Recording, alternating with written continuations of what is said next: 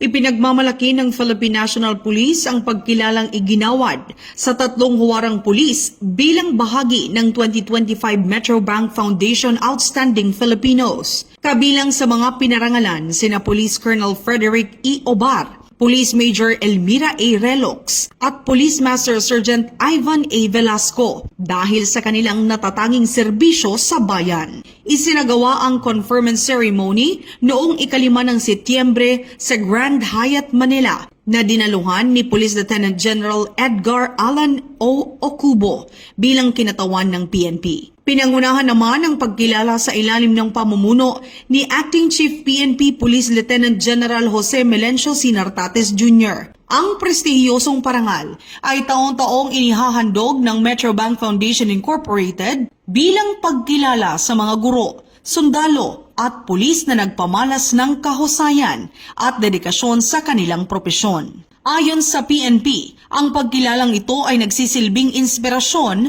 sa buong hanay upang ipagpatuloy ang serbisyo publikong may puso, integridad at disiplina.